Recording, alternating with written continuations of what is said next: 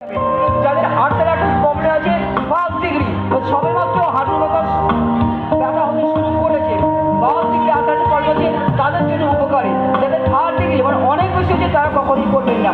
আমি আপনাদের সাথে রিকোয়েস্ট করবো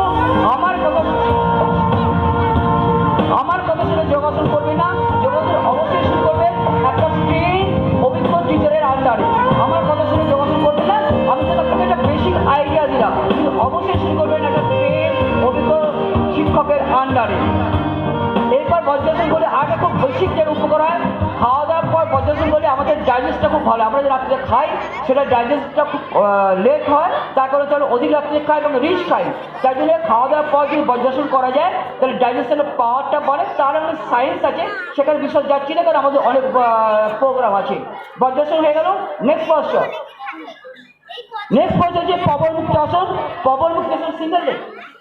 পবন মুক্তাসন তিনটে স্টেজ আছে। পবন মুক্তাসন আপনি যদি ভাঙেন তাহলে বুঝলেন পবনকে রিলিজ করে, যাতে গ্যাস রিলিফিং আসন। পবন মুক্তাসন প্রথম ডান পাশে শুরু করেছে।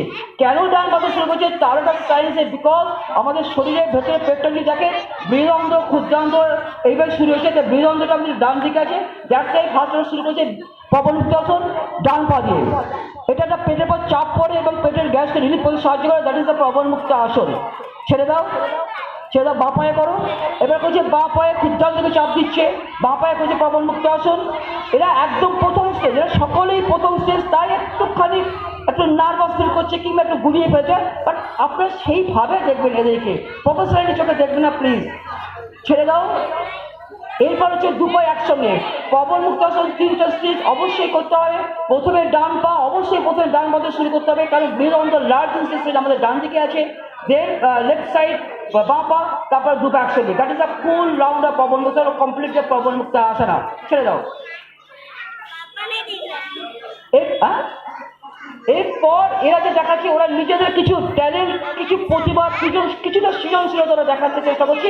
যে যার মতো করে একটা হার্ড পশ্চার, একটা শক্ত যোগাসন বিভিন্ন দেখাচ্ছে।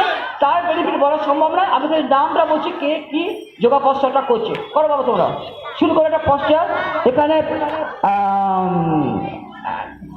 স্কন্ধ পীড়াসন করে দেখাচ্ছে আপনাদের সামনে, উপাদান আসন করে দেখাচ্ছে আপনাদের সামনে, কর্ণস্পর্শ আরেকজন করে দেখাচ্ছে, চক্রাসন করে দেখাচ্ছে আর আপনাদের সামনে ডিম্বাসন করে দেখাচ্ছে আপনাদের সামনে, এক পা ঘাড়ে তুলে বা এক পা শিরাসন করে দেখালো আপনাদের সামনে।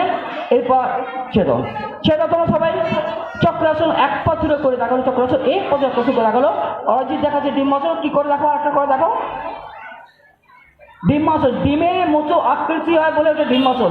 আপনারা জানবেন যে প্রত্যেকটা যোগা পশ্চার, প্রত্যেকটা ভঙ্গিমা আমাদের প্রাকৃতিক থেকে এসেছে। কখনো ময়ূর, কখনো কাক, কখনো বক, কখনো ডিম্বা, কখনো বিভিন্নভাবে ঋষিমুনিরা দেখেছিলেন, অনুভব করেছিলেন, উপলব্ধ করেছিলেন যে আমাদের প্রাণী জগৎটা ঠিক এইভাবে বডিকে রিল্যাক্স করতো।